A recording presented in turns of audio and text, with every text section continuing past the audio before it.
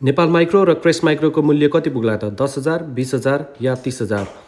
यदि तपाईलाई यस कम्पनीको आइपिओ परेको थियो भने चाहिँ तपाईको मनमा खुल्दिरी परेको हुनसक्छ। यसको आइपिओको मूल्य चाहिँ कतिसम्म पुग्छ भन्ने।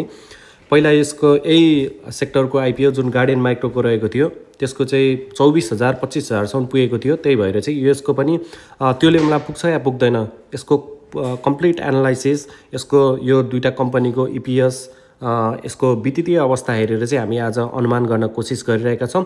र कुनै पनि आइपिओको प्राइस चाहिँ यति नै पुग्छ भनेर चाहिँ भन्न सक्दैन, तर केही अनुमान भने चाहिँ हामीले अवश्य लाउन सकिन्छ। योभन्दा पहिला चाहिँ माइक्रोलाइफ सेक्टरको कम्पनी गार्डियन माइक्रोले चाहिँ राम्रै नाफा दिएको थियो, सबैलाई थाहा छ। 24,000 भन्दा बढीमा गएको थियो।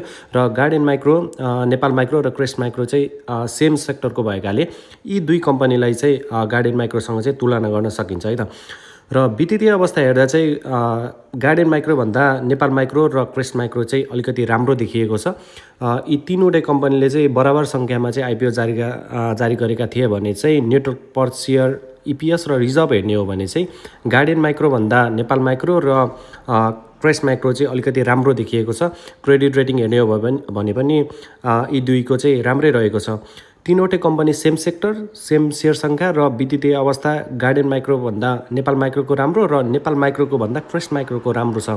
त्यसैले चाहिँ यी दुईको प्राइस चाहिँ गार्डियन माइक्रोको प्राइस रेन्जसँगै जाने 2,000 भन्दा प्लस हुने चाहिँ अलिकति हामीले आङ्कलन गर्न सकिन्छ। यसमा थोरै तलमाथि पनि हुनसक्छ।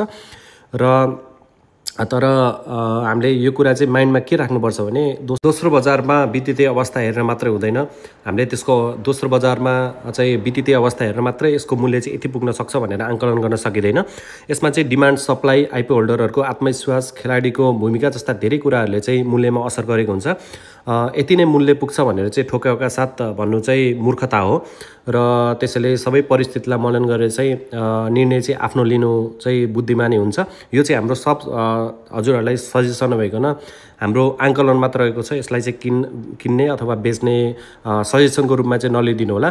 र हजुरहरूलाई चाहिँ धेरैभन्दा धेरै गार्डियन माइक्रोभन्दा धेरै नाफा होस्, योभन्दा धेरै मूल्य अगाडि धेरै जाओस्।